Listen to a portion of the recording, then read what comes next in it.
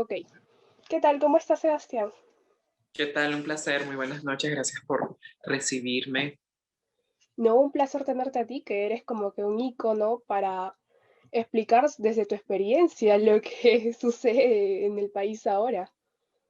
Sí, ¿Desde cuándo vives acá en Perú?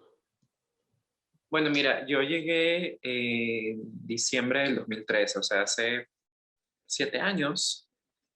Sí, 7 años. Llegamos en diciembre, originalmente, bueno, si alguien habrá leído mi testimonio en el artículo que publiqué en Societatis, nosotros llegamos porque originalmente el plan era, bueno, estar unos meses, después regresábamos para buscar nuestras cosas, pero todo cambió porque como en Venezuela todo es tan impredecible, entonces ya no pudimos regresar y ahí fue cuando comenzó Cristo Padecer, ¿no? Pero acá estamos, ya soy un adulto, acá viví toda mi adolescencia, ¿no? Ujú. Entiendo que eras muy pequeño cuando viniste a Perú. ¿Cuántos años tenías? Tenía 15 años, sí, era un niño, sí, claro, era un niño. Para ser sincero, cuando se abrió la posibilidad de irnos del país, yo estaba bastante emocionado porque yo era muy consciente de la realidad y el contexto que vivíamos en Venezuela y al igual que mi mamá quería tener mejores condiciones de vida porque es que en Venezuela uno puede vivir bien, entre comillas, pero tienes muchas dificultades a pesar de que tengas cierta posición económica porque igual la escasez, la inseguridad, la inestabilidad política y económica igual te perjudican. Entonces, yo estaba muy emocionado y creo que eso me jugó mucho en contra porque me hice muchas expectativas que finalmente me hicieron mucho daño porque de alguna manera me creé como una imagen mental de cómo iba a ser en teoría mi llegada al Perú con mi mamá, pero no fue así porque cuando llegamos,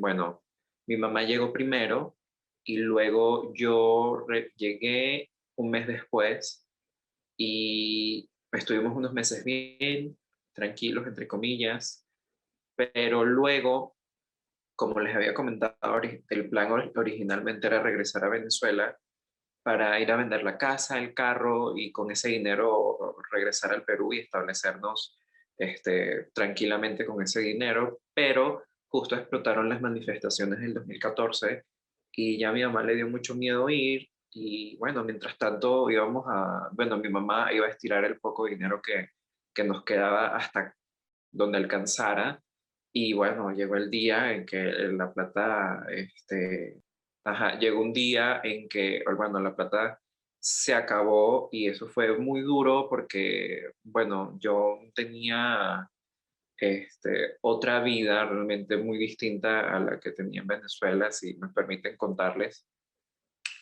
Yo, bueno, yo soy hijo único, mi mamá es ingeniero civil y la verdad es que en Venezuela tuvimos una vida cómoda, tranquila, nunca me faltó nada. Bueno, mi mamá me llevó de viaje a Disney, Europa, a todo sitio. Y aun cuando a mi mamá le faltaba trabajo en Venezuela, no es que estábamos bollantes, pero cuando estábamos en esas situaciones igual estaba mi familia, estaba la casa, o sea, teníamos donde caernos muertos básicamente. Pero acá, cuando llegamos y comenzó a faltar la plata, no teníamos a quién recurrir, no teníamos casa propia y llegó un punto donde mi mamá tuvo que empeñar las prendas de valor para poder pagar el alquiler y tener algo de comer. Y eso fue muy duro, muy fuerte, porque imagínate yo, un niño de 15 años que no sabe ni quién soy yo, qué quiero hacer con mi vida, enfrentarte a esta situación por culpa de algo que tú no elegiste, porque finalmente toda la gente de mi generación en Venezuela no hizo nada, entre comillas, para merecer esto, porque no votamos por ese gobierno, no votamos por Chávez, no votamos por Nicolás Maduro, y sin embargo tenemos que pagar los platos rotos de las terribles decisiones que tomaron, bueno, la generación de nuestros padres cuando eligieron a Chávez y estamos padeciendo esta situación y es muy fuerte, la verdad, es muy, muy duro, pero ahorita, bueno, estoy bien. Este, bueno, la verdad es que yo, mis amistades no tenía, realmente no tenía muy buenos amigos en Venezuela, para ser sincero. Seguramente van a ver esta entrevista y van a decir qué desgraciado, Sebastián, pero, o sea, ¿para qué mentir? No éramos muy cercanos, de hecho fue en el Perú donde yo construí estas relaciones que uno dice que son para siempre, pero claro, de todas maneras, hay mucha gente que uno quiere en tu hogar, ¿no? Y eh, De pronto tu familia, ¿no? sí, exactamente, mis tías, mi tío sobre todo, que prácticamente era como mi papá, que siempre nos echaba una mano cuando necesitábamos ayuda, pero ahora acá en el Perú estábamos mi mamá y yo solos, ya no había a quién más recurrir.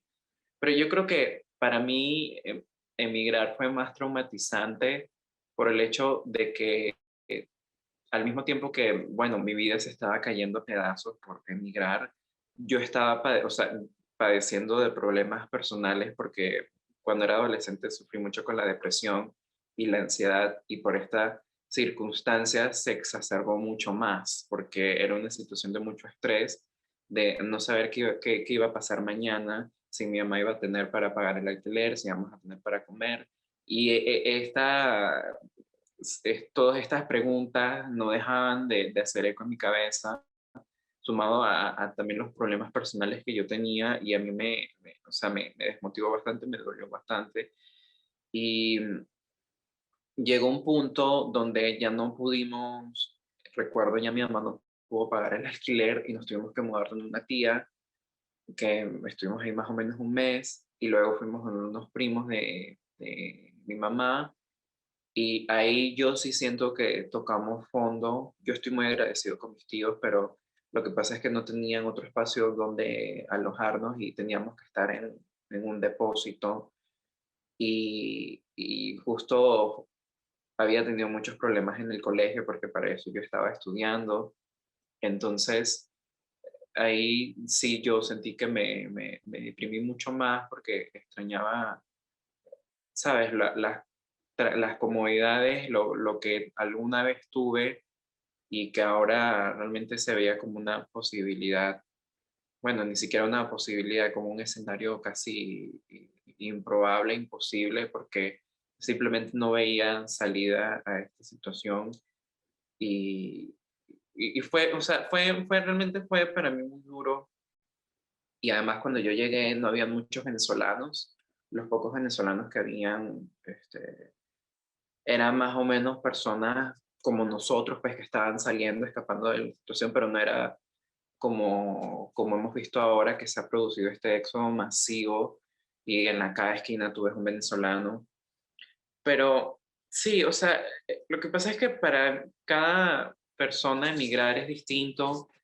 Yo, como lo dije en mi artículo, yo soy muy afortunado porque de todas maneras, gracias a Dios y también gracias a las oportunidades que le dio pero mi mamá, logramos salir adelante. Mi mamá consiguió un buen trabajo y pudimos alquilar un departamento y ahora ya estamos cómodamente, pero yo creo que a mí lo que más me provoca sentimiento es que la Venezuela en la que yo viví ya no existe.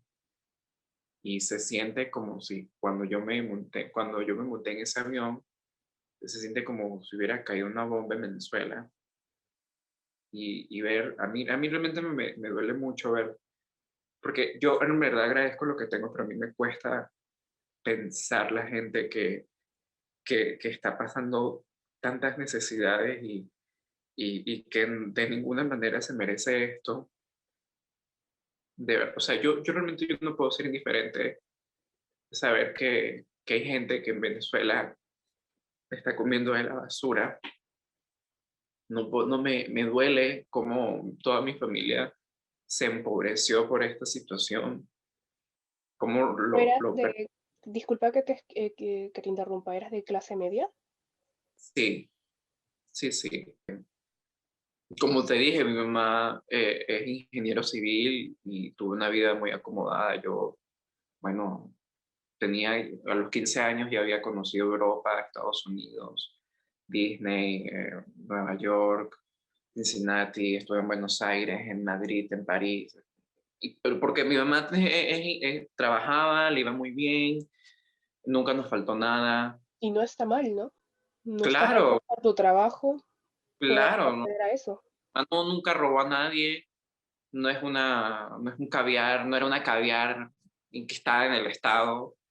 eh, Ella trabajaba de manera independiente y en mi familia igual, de igual manera, son profesionales que vivían muy bien su trabajo, pero que ahora se la han visto muy, muy difícil porque es que ya no hay país al que regresar y lo que tuvimos ya no existe. Y como te lo digo, para mí pensar en lo que alguna vez fue mi país y lo que es ahora me duele bastante y sobre todo me duele porque es algo que nunca elegí, que yo no lo quise así, sino que simplemente me tocó, pero supongo que así es la vida, no hace lo mejor que puede con lo que le tocó. Para estas personas que consideran que hay democracia en Venezuela y acá están en Perú queriendo hacer política, bueno, ¿qué les dirías, no? Porque tú me dices, tú no lo elegiste, así como muchos venezolanos. A mí me duele mucho. Y yo la verdad, yo no les diría nada porque esas personas realmente no quieren escucharnos. Ellos están ensimismados en sus teorías conspirativas que los venezolanos estamos siendo pagados por el imperio yanqui para desacreditar a la revolución bolivariana, porque el socialismo es una maravilla. Y claro, por eso hay 6 millones de venezolanos en todas partes del mundo, por eso el 96% de los venezolanos viven pobreza extrema, por eso el 80% de los venezolanos no puede cubrir la canasta básica de alimentos, por eso desde el 2017 6 de cada 10 venezolanos han perdido 11 kilogramos por hambre. Por eso Venezuela es el país más peligroso de toda la región. Y por eso el régimen es responsable de más de 330.000 muertes violentas en los 20 años que ha gobernado. Por eso han muerto más o menos unas 350 personas en todas las manifestaciones que han habido en este tiempo contra el gobierno. O sea, a mí realmente lo que me causa es mucha rabia porque esto es una conversación que yo he tenido con muchos amigos de Perú. Yo, yo no pretendo hacer juicios de valor sobre la historia peruana ni decirle a los peruanos qué es lo que está pasando en su país. Y yo sería incapaz de decirle a un familiar de las víctimas de Tarata, por ejemplo, qué fue lo que pasó ese día. Yo soy incapaz de decirle a, no sé, un familiar de algún estudiante de la Cantuta qué pasó, porque yo respeto el dolor de esas personas. Yo entiendo lo que se siente vivir una situación tan sórdida, pero sin embargo, ellos tienen la desfachatez y el tupé de querer explicarnos a nosotros, los venezolanos, qué es lo que está pasando en nuestro país. Y, o sea, es como, yo no sé si tú habrás visto el tweet que yo le respondía ¿cómo se llama? El estúpido de los videos, Víctor Caballero, Curwen, Curwen, ya. hablando como buen socialista, ¿no? Y yo le dije, o sea, porque él estaba diciendo algo así, que si no sabes lo que es pasar necesidad y no sabes lo que es ir a acostarte a la cama con hambre, entonces cállate la boca. Y yo le dije, sí, sí lo sé, porque yo a los 15 años, junto con mi mamá, tuvimos que abandonar el país por culpa del socialismo que ellos tanto defienden. Y literalmente lo perdimos todo y hasta tuvimos que empeñar nuestras prendas de valor para tener algo que comer. Eso es lo que yo viví, eso es lo que están viviendo los venezolanos y sin embargo hay gente que pretende censurarnos, que quiere silenciarnos porque claro, nuestro testimonio es la prueba que su sistema es un fracaso. Y eso les revienta, les arde, porque aún el país, con las reservas petroleras más grandes de todo el mundo, no tiene gasolina y tiene más del 90% de la población hundida en la miseria y en la pobreza. Es eso. Entonces, yo,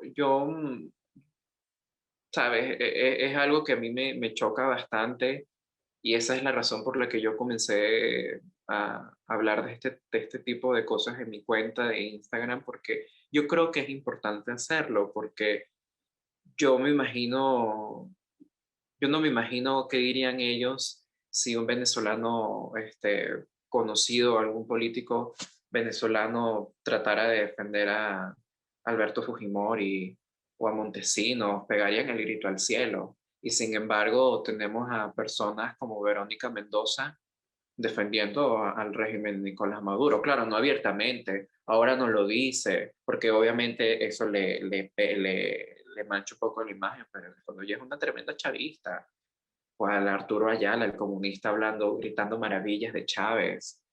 Vayan pues a Venezuela, si es una maravilla, vayan y traten de vivir con el sueldo mínimo que equivale a $1 mensual, a ver cómo hacen. Cuando tengan un familiar enfermo y no puedan conseguir una medicina porque en la farmacia no hay nada, a ver cómo hacen. Eso es lo que vivimos los venezolanos. Y sin embargo hay gente que quiere tapar el sol con un dedo creyendo que tiene la autoridad moral para cuestionarnos y decirnos qué es lo que está pasando. O sea, ¿Crees que en Venezuela aún existen personas chavistas o es como en Cuba que el que critique la revolución para allá? es igual, y sí, y todavía hay chavistas. Lo que pasa es que, a ver, Venezuela, el chavismo en Venezuela es como una religión para sus admiradores y todavía existen quienes, a pesar de estar total y absolutamente hundidos en la miseria, defienden el legado del comandante porque no sé, por razones que desconozco, creo honestamente que es por el fanatismo, pero claro, ciertamente ya el descontento con el gobierno es evidente, nadie, o sea, bueno, no nadie, pero en el 90, por decirte casi, yo estoy seguro que un 90% de la población quiere ver a Maduro fuera del Palacio de Miraflores, pero está el problema que eh, eso es algo que no se habla mucho en el extranjero, porque, bueno, se entiende perfectamente, es que no hay oposición en Venezuela. Esa clase de política que supuestamente representa al venezolano víctima del régimen de Nicolás Maduro, en el fondo le está, bueno, detrás de cámaras, perdón, le está haciendo el juego al régimen y se presta para darle legitimidad cuando éste la necesite. Por eso llevamos más de 22 años con este gobierno, porque realmente no han habido, por lo menos en estas dirigencias políticas, verdaderos representantes y personas que quieran rescatar a Venezuela de esta situación. Y el régimen tiene total control del país, es una organización criminal que está dispuesta a mantenerse en el poder al costo que sea y desaparece, tortura y asesina a quien tenga que hacerlo. Y las pruebas están en el informe que presentó la comisionada de los derechos de la Corte Interamericana de Derechos Humanos, Michelle Bachelet, que consta las ejecuciones extrajudiciales perpetradas por el régimen de Nicolás Maduro contra disidentes políticos y la cantidad de periodistas, de líderes de la sociedad civil, representantes de la sociedad civil, perdón, que han sido perseguidos por el régimen simplemente por oponerse. Y es algo, ahí es donde te digo que me hace sentir peor porque realmente a veces se siente que los venezolanos estamos solos. Y eso es lo que más choca porque parece que realmente a nadie le importa. Maduro puede matar a 1 millón, 2 millones, 3 millones de personas y nadie va a hacer nada. Eso va a seguir pasando y la Venezuela que alguna vez conocimos ahora nada más es un recuerdo. Eso es realmente lo más triste. ¿Qué debería pasar para que regrese la democracia a Venezuela o lo ves utópico? Utópico. Bueno, yo creo que la salida de la dictadura ya no va a pasar por alternativas políticas, o sea, no una marcha, un revocatorio, una elección, no va a ser suficiente para sacar al gobierno porque todas esas opciones han sido usadas en el pasado y no han funcionado. Desde el 2002 aproximadamente hasta el 2019 se han producido más de 76.536 manifestaciones contra el gobierno y están registradas, este dato yo lo tengo del Observatorio de Conflictividad Social de Venezuela, y yo creo que ese número dice bastante, ¿no? Estamos hablando que sí, los venezolanos se han movilizado, han salido a las calles a ejercer su legítimo derecho a la protesta pacífica, exigiendo un cambio para Venezuela, y el gobierno ha respondido con violencia. El saldo de muertos ha sido muy alto y eso es algo que yo lo he denunciado, que tanto, bueno, no solamente yo, sino también periodistas, políticos, figuras públicas venezolanas en el extranjero que han usado sus plataformas para señalarlo. Entonces, yo creo que hay que entender que el chavismo no es una fuerza política convencional, sino es una organización criminal. O sea, Nicolás Maduro es un delincuente, es un malandro, un ampón, un narco que está rodeado de delincuentes de la peor calaña. O sea, imagínense como si los delincuentes de la calle tuvieran secuestrado el poder en el Perú, así, tal cual. Entonces, las soluciones políticas no van a resolver este problema. ¿Qué alternativa queda?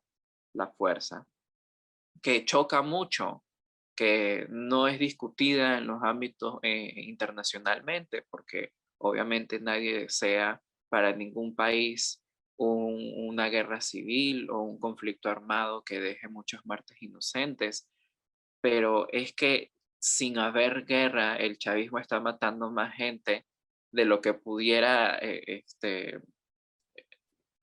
o sea, de lo que pudiera ahorrarse si una fuerza militar desplazar al régimen, pero ahí el problema, y yo honestamente creo que esa ha sido una de las razones por las que cuando se dio el momento en el que posiblemente Estados Unidos pudo haber intervenido cuando Juan Guaidó fue proclamado presidente por el Parlamento, pasa que el chavismo se ha coludido con organizaciones criminales de todo el mundo y hay células de la FARC, del Ejército de Liberación Nacional de Colombia, del Hamas, de la célula terrorista ETA, del Hezbollah, están también, por supuesto, infiltrados cubanos, están los rusos, ahí también tienen participación, China, una cantidad de poderes y de agrupaciones que, sinceramente, si se llega a dar una intervención, yo creo que las consecuencias serían muy violentas porque justo ahorita, mientras nosotros estamos conversando en la frontera de Colombia con Venezuela, el ejército venezolano se está enfrentando contra unas células independientes de la FARC. De hecho, no sé si habrán visto que el Jesús Santrich fue abatido en Venezuela hace unos días por unos cazarrecompensas colombianos. Y esto provocó que el gobierno colombiano, la primera en denunciarlo fue la vicepresidenta colombiana, donde denunció públicamente a Nicolás Maduro por estar coludido con estas organizaciones terroristas y haber sido partícipe en este proceso que convirtió a Venezuela en un antro de criminales y de delincuentes. Entonces, yo lo que veo realmente en el futuro próximo para Venezuela es muy oscuro, muy gris, porque el chavismo no va a soltar el poder, no lo quiere soltar. Conformaron un organismo electoral, pero eso es mentira, eso es un teatro que ellos van a hacer simplemente para darse legitimidad a sí mismos.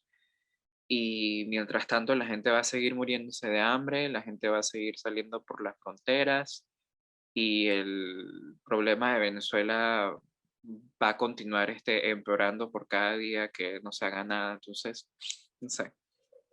Lo que tú me cuentas lo comparo bastante con este empoderamiento que han tenido los bicentenarios por la marcha y que dicen que si gana Castillo lo van a poder sacar haciendo una marcha y me hace recordar a, bueno, yo no estuve tan cerca como tú estás a Venezuela, pero se veía de pronto en las redes que había gente que decía para estas marchas que hace Venezuela, ¿por qué se ponen enfrente de los tanques? Eso.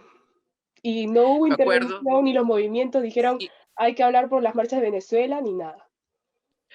justo cuando hubo la marcha de noviembre, estaban comparando la situación de las manifestaciones de Lima con las de Venezuela. Y yo ahí me parece que es una muestra de la ignorancia de estas personas, porque como ya te lo comenté, han habido más de 76.000 manifestaciones en Venezuela en los últimos 20 años. Y ni con eso fue suficiente, porque cuando la gente sale a marchar a Venezuela, Maduro manda al ejército a disparar contra civiles inocentes y desarmados, o manda a estos grupos de choque que están armados por el mismo gobierno para amedrentar las manifestaciones y de la misma manera disparar contra estos manifestantes. En el 2014, que fue justo cuando explotaron estas manifestaciones por las cuales mi mamá no regresó a Venezuela porque nos dio mucho miedo, el primer joven en ser asesinado fue Basilda Costa. Un miembro de la policía le disparó con un arma de fuego en la cabeza. También mataron a Génesis Carmona, una modelo, también con un disparo en la cabeza. Eh, Han habido muchos manifestantes que han sido asesinados por armas de fuego o porque las tanquetas los han atropellado y le han destruido los órganos internos. O también han sido impactados por las bombas lacrimógenas directamente en el pecho, en la cara, en alguna zona del tórax.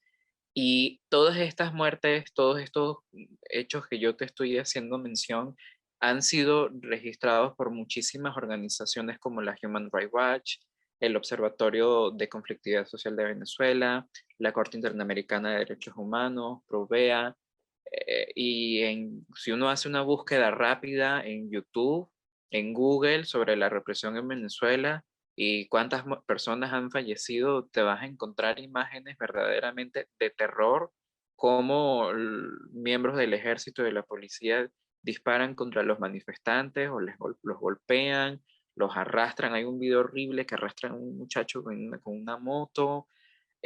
Una cantidad de cosas que está desgraciadamente presente en la memoria de todos los venezolanos y que se le aprieta bastante uno el corazón cuando uno las recuerda, porque son personas como tú y yo, ¿me entiendes? Que perdieron la vida en manos de este régimen criminal que no va a salir por la vía pacífica. Y ahí es donde yo sí tengo que hacer un llamado a la atención a todas estas personas que creen genuinamente que una persona como Castillo va a salir del poder pacíficamente. Están equivocados. Están muy equivocados porque Castillo, y más específicamente Cerrón, su patrón, él viene de la escuela cubana. Y yo justo estaba conversando con un colega, es que el ideario de Perú Libre parece un ensayo de cómo el chavismo se perpetuó en el poder. O sea, es como que Cerrón se sentó y se preguntó a sí mismo cómo Hugo Chávez y la Revolución Bolivariana lograron perpetuarse por más de 20 años en el poder. Ah, ok, así, así, tomando el control de los medios de producción, acabando con la prensa libre, destruyendo la propiedad privada, politizando el sistema de justicia, el Congreso, haciendo una constituyente. Entonces, y ya los hechos que hemos visto en estos días demuestran cuál es la verdadera naturaleza de esta agrupación política, porque seguramente habrán visto cómo han amedrentado o incluso atacaron a periodistas en los mítines de Pedro Castillo. porque el mismo candidato asusó la violencia contra estos periodistas y sin tener, y esto, ojo, es sin tener el poder. O sea, porque claro, se sentirán guapos y apoyados. Imagínense cómo sería si se montan. Van a hacer lo mismo y peor, porque entonces ahí van a llegar sus asesores de Venezuela, sus asesores cubanos, va a venir Evo y le van a decir, no, tú tienes que hacer esto, tú tienes que hacer aquello, van a cambiar, van a cambiar a las cabezas del ejército, van a poner a la gente que ellos digan, van a armar a sus grupos de choque, y eso es algo que no solamente se ha visto en Venezuela, sino también se ha visto en Nicaragua, se ha visto en Cuba, en prácticamente todos los países que están siendo víctimas de dictaduras de este color político, ¿no? Entonces eso es algo de lo que realmente deberíamos reflexionar. Y volviendo al tema de esto de las marchas de Venezuela, porque hay una diferencia entre las marchas de Venezuela que existieron, que son un montón, con las marchas de, por ejemplo, Perú y Colombia, y es que allá hay pruebas de que los asesinatos fueron a propósito y contra ciudadanos, como tú dices, desarmados y pacíficos. Y pese a ello hay una indiferencia en América, por así decirlo, para no hablar de todo el mundo, eh, por las marchas de Venezuela y por el régimen socialista. ¿Por qué crees que se da una indiferencia hacia el régimen socialista y no hacia los que estamos bajo un mercado libre, por ejemplo? Muy buena pregunta. A ver, justo lo que tú me dices tiene mucho que ver con lo que dijo el impresentable de José Vivanco de la Human Rights Watch cuando se manifestó sobre las protestas en Colombia, que dijo que nunca había visto en América tanquetas disparando contra manifestantes pacíficos. Mentira. Eso. Miren, ahí, a ese señor en Twitter lo arrastraron muchos políticos venezolanos, periodistas, porque como que no lo han visto. En Venezuela, ¿cuántas veces las tanquetas han disparado contra manifestantes pacíficos y le han pasado por encima? ¿Por qué? Bueno, porque ellos tienen un sesgo ideológico, porque su defensa por los derechos humanos es nada más los derechos humanos de la gente que a mí me conviene para atacar a los gobiernos con los que yo en el fondo no simpatizo tanto. También hay otra cosa muy importante que yo creo que hay que hacerle énfasis, es que quizás hay, yo estoy seguro que habrán gobiernos en la región que, bueno, sí saben y entienden que Nicolás Maduro es un peligro, que es un asesino, que es un dictador, pero es que realmente uno dice, ¿qué pueden hacer? Porque si uno dice, bueno, ok, reconózcanlos como organización criminal. Bueno, pero es que cuando tú reconoces un país como, o sea, cuando tú dices que un presidente y su gente son unos delincuentes, entonces tú no vas a tener relaciones diplomáticas con ese país. Tienes que tratarlo como tal, ¿me entiendes? Entonces ahí también está ese tejemaneje de las relaciones diplomáticas entre ambos países. Pero sí, volviendo a lo que te estoy diciendo, yo creo que hay verdaderamente un sesgo ideológico sobre las muertes en Venezuela y yo creo que realmente no les importan, porque en el fondo, muy en el fondo, simpatizan con Nicolás Maduro, simpatizan con el socialismo, porque es que ellos también son de izquierda. Y bueno, quizás estarás de acuerdo conmigo que muchas de estas ONGs están captadas por agrupaciones políticas de la izquierda, a las cuales no les conviene reconocer que Venezuela es una dictadura, que en Venezuela el socialismo fracasó, porque muchas de estas organizaciones han sido financiadas por el chavismo y de eso hay pruebas documentadas. Entonces, claro, ¿cómo tú vas a hablar mal de las personas que te patrocinan? Obviamente no son todos, no son todos, porque hay excepciones muy honorables de organizaciones que sí lo han denunciado y siempre lo hacen. Amnistía Internacional, con todos sus defectos, sí ha denunciado y ha documentado las violaciones sistemáticas a los derechos humanos en Venezuela.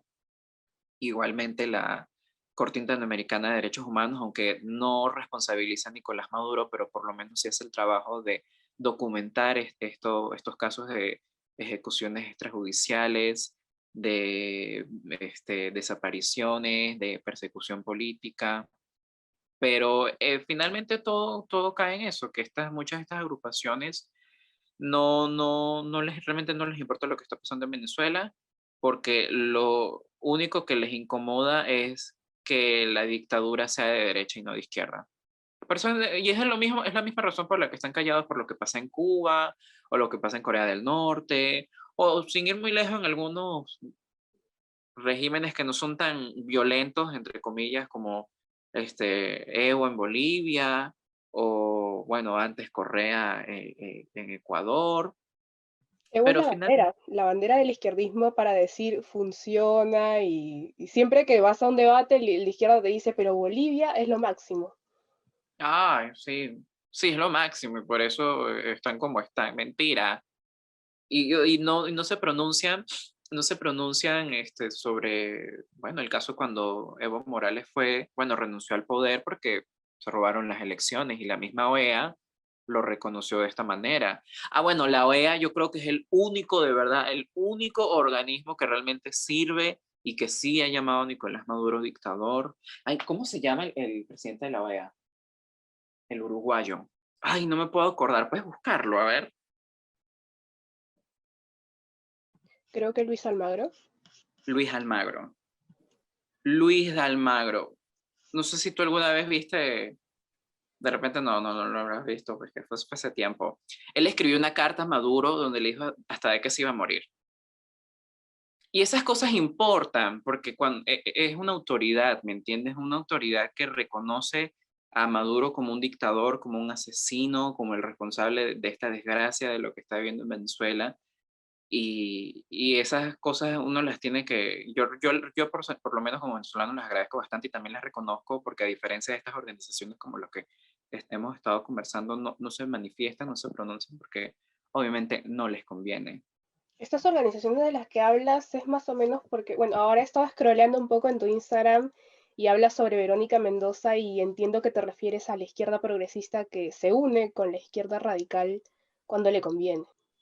Porque de progresista no tiene nada, porque la izquierda se aprovecha de las minorías para hacer política, los convierte en instrumentos para promover su agenda, pero ellos no comulgan con eso. Es igual que las marcas que cuando toca el mes del orgullo ponen su arcoíris en el logo. O sea, no es que ellos no comulgan con eso, ellos lo están haciendo en el caso de las empresas, por un interés comercial. Y bueno, ese es problema de la gente si tú quieres comprarle una empresa o no, ¿no? Finalmente no trasciende, pero en el caso de los políticos para mí sí es más grave porque literalmente están manipulando a la gente, se aprovechan de sus frustraciones, de su dolor para hacer política y y cuando se dan cuenta que no les funciona, renuncian a ellos, que es lo que hizo Verónica Mendoza. Porque Castillo es abiertamente homofóbico, machista, o sea, él propone indultar a Antauro Humala que quiere fusilar a homosexuales. Y a Cerrón, que es un machista que ha dicho, Dios mío, tantas cosas sobre las mujeres. O sea, finalmente es eso, que cuando ellos se dan cuenta que no les funciona, en este caso, en el Perú no funcionó porque nos hemos dado cuenta que el país es bastante conservador y ese voto progresista no es muy mayoritario, entonces, bueno, eso no me sirve, voy a mostrarme como lo que realmente soy. Una radical, porque es que en el fondo yo esto se lo he comentado mucho a mis amigos. A mí Verónica Mendoza, ella se parecía mucho a Chávez en el 98, presentándose como la Santa Paloma, una líder socialmente consciente y preocupada por los sectores más empobrecidos del país. Y Castillo es como un Chávez ya radicalizado, un Chávez que maldecía al Estado de Israel, que expropiaba en televisión abierta en el 2006. ¿Me entienden? Ese es el símil y la comparación que yo hago. Pero finalmente son lo mismo, o sea, hay un desprecio total por las libertades económicas e individuales y también una simpatía por regímenes dictatoriales que están en su mismo espectro ideológico y particularmente Verónica Mendoza, ella tiene una relación bien escondidita con Venezuela, porque cuando ella fue la secretaria personal de Nadine Heredia, Nadine hizo muchos viajes a Venezuela. Y por si, bueno, no lo recuerdan, Nadine y Ollantumala fueron denunciados por la fiscalía por haber recibido fondos del chavismo. Y está además en las agendas de Nadine, está registrada la reunión para hablar, esa famosa cita, ¿no? Para hablar con Nico. Y Nadine, Verónica acompañó a Nadine a una reunión con una jueza del Tribunal Supremo que hoy está sancionada por Canadá y Estados Unidos por violaciones a los derechos humanos y golpes a la democracia. Se apellida Madrid. Pero desde esas épocas, Verónica y Nadine conocen a Maduro cuando él era canciller, desde esos años. ¿Y por qué? Bueno, porque ellos simpatizan con eso, porque ellos son eso y porque la izquierda internacional está coludida. Ellos todos trabajan cada uno por su lado, pero finalmente apoyándose de una u otra manera. Yo considero bastante lo que dijiste, que pues el Perú ha demostrado ser un país conservador y todo ello, pero en la realidad el progresismo izquierdista, por ejemplo, para no generalizar, ciertos alumnos de la PUCP salen a victimizarse por los derechos humanos, defendiendo incoherentemente al homofóbico machista, al misógino, al todo de Castillo y su partido. Por el sesgo ideológico, porque a ellos nada más les importa lo que sea conveniente para su agenda, no porque les preocupa verdaderamente proteger y defender los derechos humanos. No. O sea, libertad, pero solamente para los que piensan como yo, solamente para los que están en mi partido, solamente para los que están de este lado. Y realmente, bueno, lo de la PUC, este, a mí me parece insólito que realmente una universidad esté tan captada por personas que son tan parciales y que supuestamente deben representar a todo el alumnado con sus diferentes posturas y creencias, ¿no? Y una de las pruebas más claras para mí de que ellos están sumamente sesgados por la izquierda es que yo vi una transmisión en vivo de esta reunión que tuvieron con los delegados. Entonces había una chica, una, ¿sabes? De estas manlladitas defensoras de los derechos humanos. Caviarcita, Ah, ah, una ella, caviarcita. ajá, una caviar. No, o sea, no podemos no podemos reunirnos con Keiko Fujimori porque hay que respetar la memoria de los derechos humanos, manjas.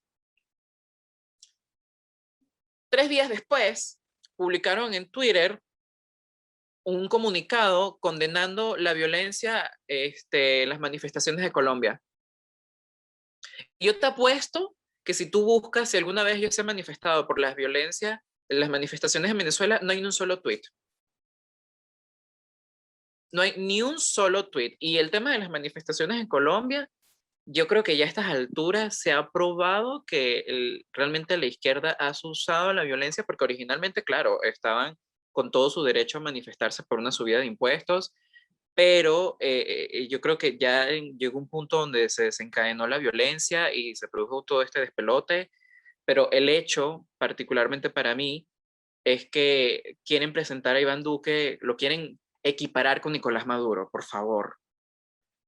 O sea, a eso es a lo que yo voy, ¿me entiendes? No, no, no, no. Y entonces ahí salen a solidarizarse con los manifestantes de las protestas en Colombia y que iban a comunicar con los representantes estudiantiles de las universidades colombianas. Pero, bueno, sería bueno preguntarles si alguna vez lo han hecho con los representantes estudiantiles en Venezuela que han sido asesinados y desaparecidos y ejecutados por el gobierno de Nicolás Maduro, ¿no?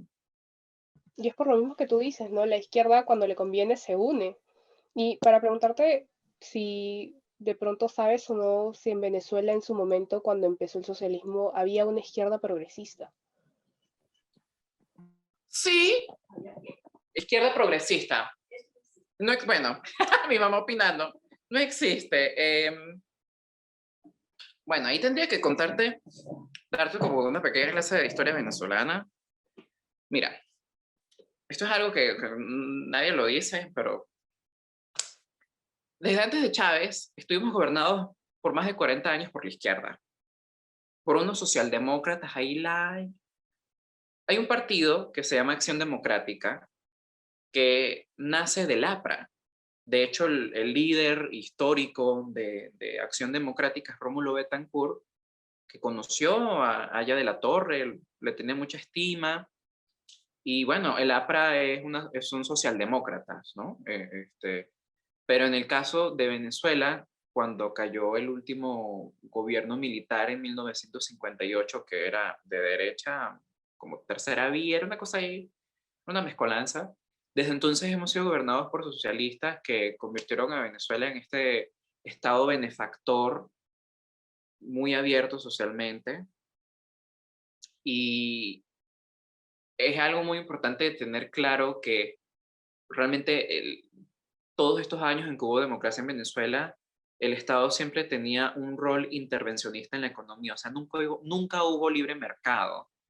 El Estado era propietario de la industria petrolera y con todos los ingresos, los millonarios ingresos que generaba el petróleo, bueno, el gobierno venezolano podía crear programas sociales, empresas públicas, daba subsidios alimenticios, servicios de transporte, de salud, de educación, porque claro, con tanta plata, o sea, yo te estoy hablando que en sus mejores tiempos Venezuela generaba 30.000 millones de dólares al mes solamente por el petróleo. Y obviamente esta industria, a pesar de que era estatal, pagaba impuestos y toda la recaudación tributaria en Venezuela se sostenía por el petróleo.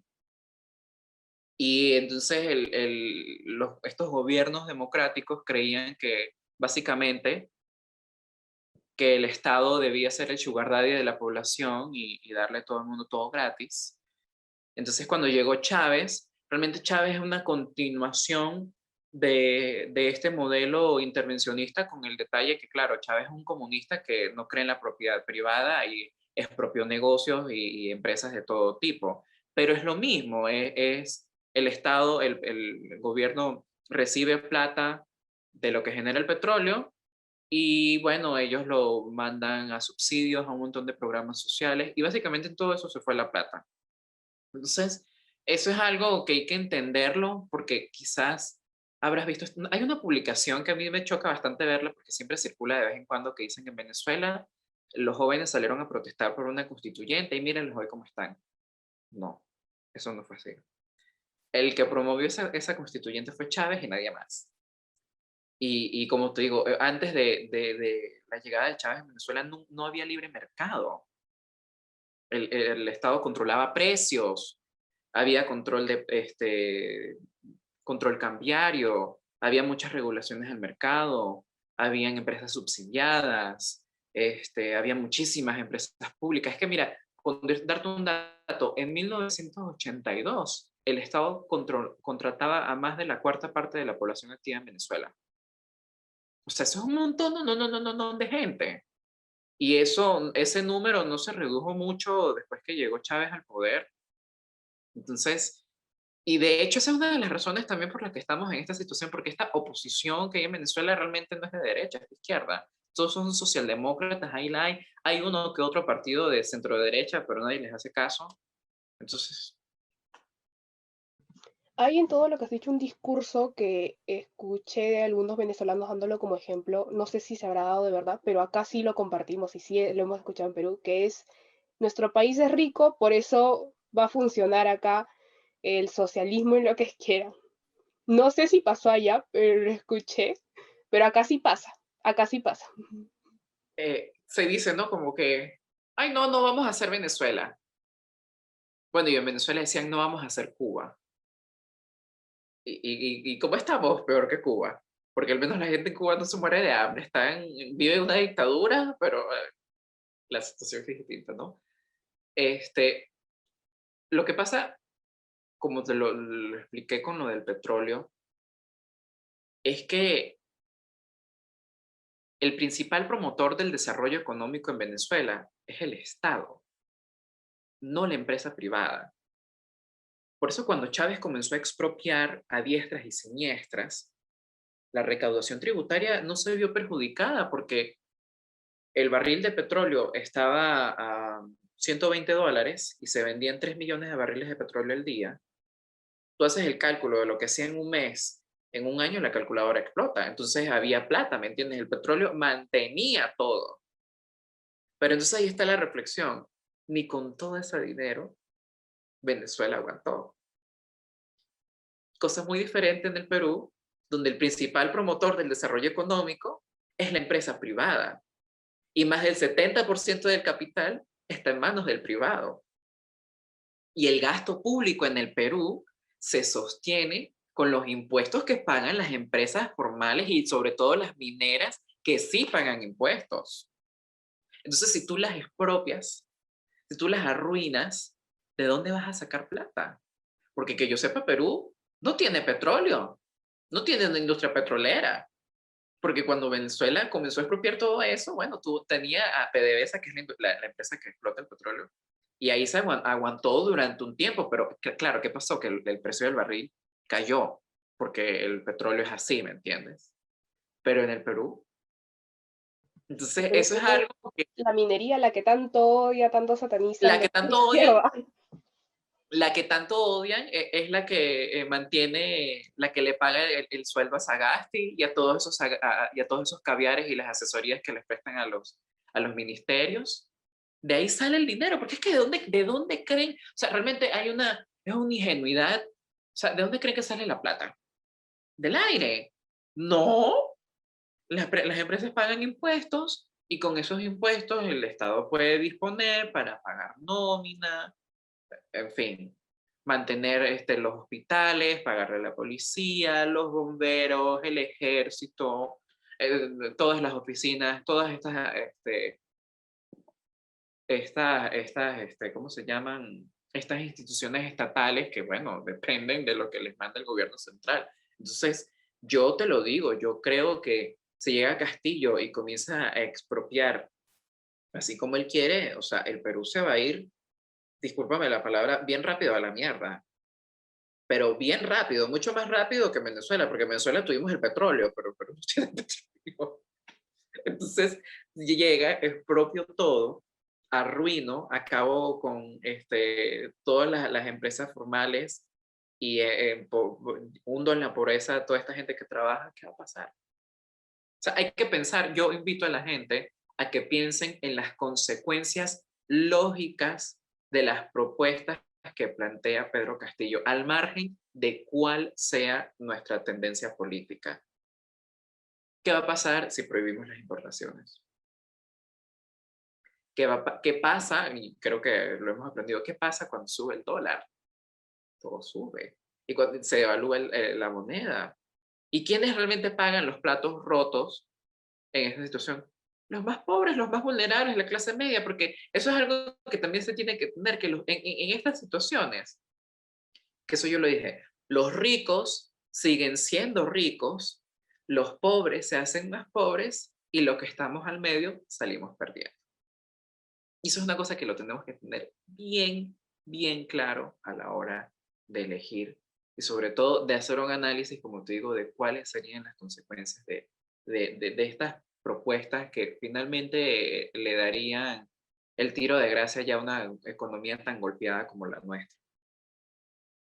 ¿Consideras que acá en Perú, explicando todo lo que dices que corresponde al sesgo ideológico, se podría reducir de alguna forma este nuevo movimiento de sesgo ideológico que tienen los caviares, que son en realidad los que mueven, los que tratan de hacer, por ejemplo, las movilizaciones sociales y todo ello? Ah, bueno, ya. Yo creo, eso yo lo comenté en mi Instagram. Yo creo que a la derecha le hace falta, le urge contratar mejores comunicadores. Le urge invertir en buenas campañas de comunicación, porque finalmente la gran fortaleza de la izquierda es el sentimiento. Ellos son muy buenos para conectar personalmente con el ciudadano y despertar un sentido de pertenencia muy fuerte que los empuja a tomar una decisión no con el cerebro, sino con el corazón. Y por eso es que la democracia puede a veces ser tan peligrosa, porque no se ejerce muchas veces el voto responsablemente.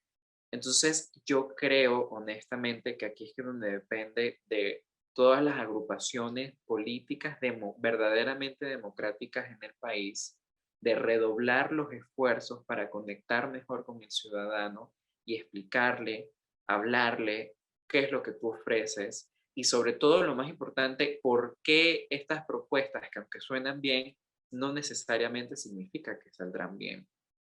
Y también parte, yo pienso que existan más voces que le hagan contrapeso a la izquierda, que ya las estamos viendo, ¿no? Yo puedo ponerte algunos ejemplos como en el extranjero,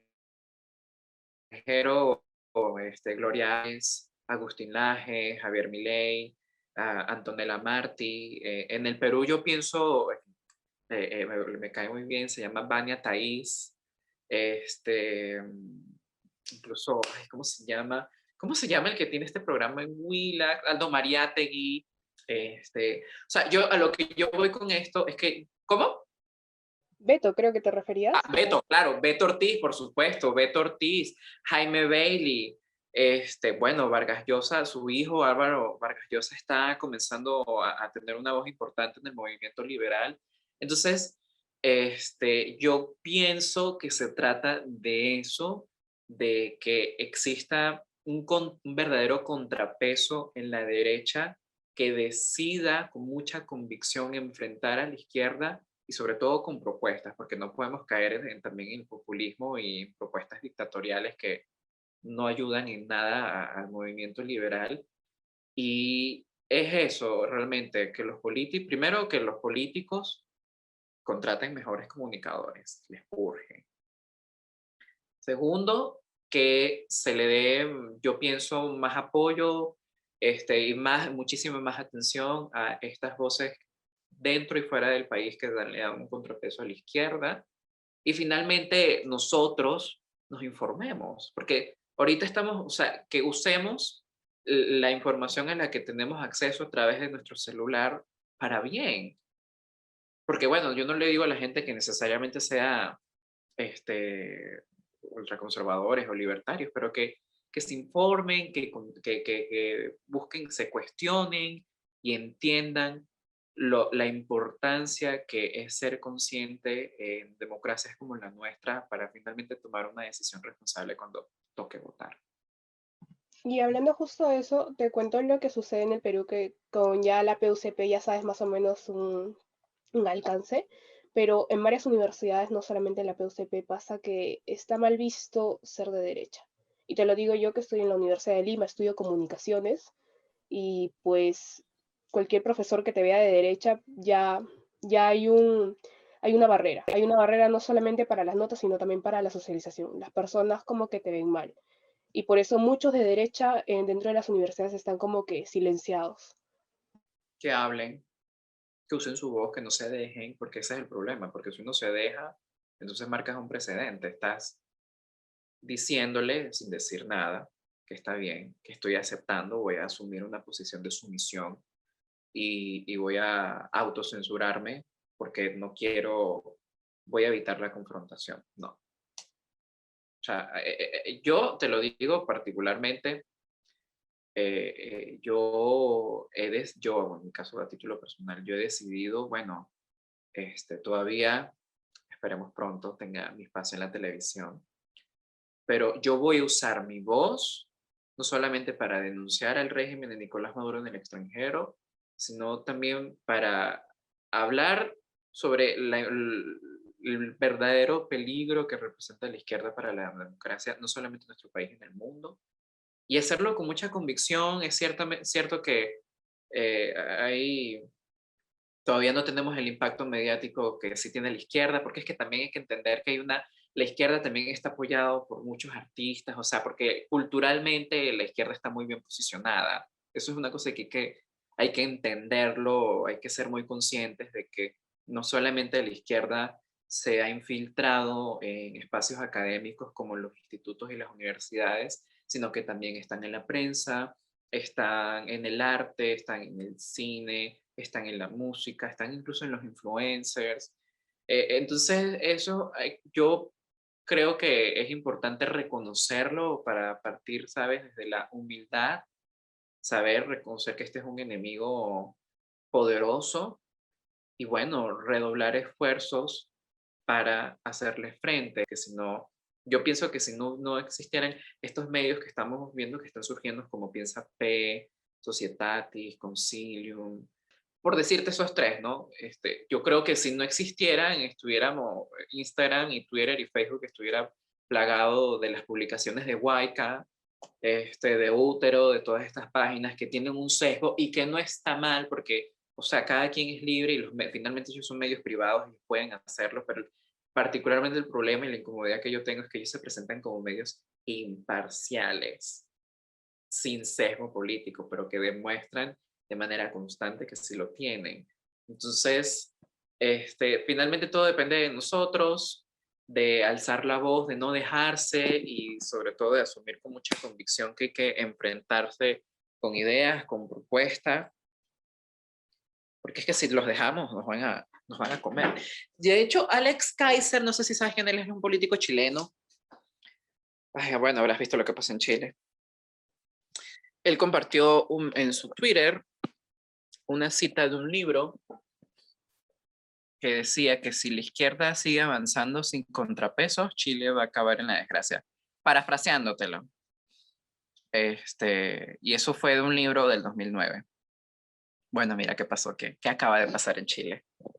Entonces, yo creo que es eso, que realmente no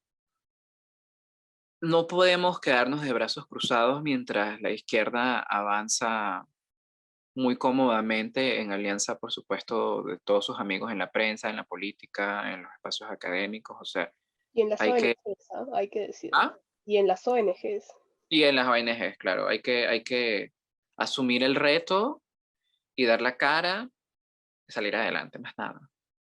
Ay, gracias. Y ya por último, no sé si lo deseas agregar o no, si tu mami quiere dar un mensaje que le he escuchado por ahí, yo Ay, feliz. sí, comentando, ¿no? Que no hay que subestimar a Castillo, que es lo que yo veo que mucha gente lo está subestimando. Se están riendo, están agarrando la cosa en algunos casos como para chiste. Y Castillo y toda su gente son peligrosos porque acuérdate que son la escuela cubana, ya hablan como hablaba Chávez. Así que ese es el miedo que a mí me da mucho miedo eso. Y es bien traumatizante para nosotros haber salido de Venezuela por esto y estar viviendo esto ahorita aquí en el Perú con esa posibilidad que es muy cierta. Eso, esa es mi reflexión. Ay, Muchísimas Bobby, no. gracias. No, Muchísimas con gracias a fuerza, los Keiko. dos. Chino, Bueno, chino. Claro que sí. pero tú sabes que igual hay la posibilidad que ganen, ¿no? Sí, Por eso estamos haciendo todo este movimiento para que no gane. sí, pero con fe, y ya no sé si viste que se han filtrado algunas encuestas, que Keiko ya está de primera. Bueno, con todo lo que ha hecho Castillo ya sería Es que él se lo está haciendo descabellado. solo. La mejor anticampaña de Castillo es Castillo. Claro.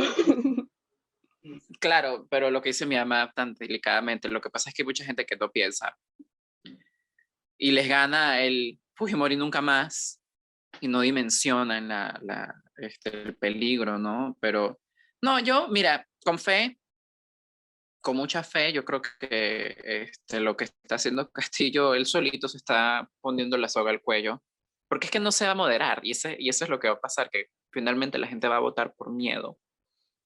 Y mira, si Guillermo Lazo le pudo ganar al candidato de Rafael Correa, ¿por qué Keiko Fujimori no va a poder ganarle a Castillo?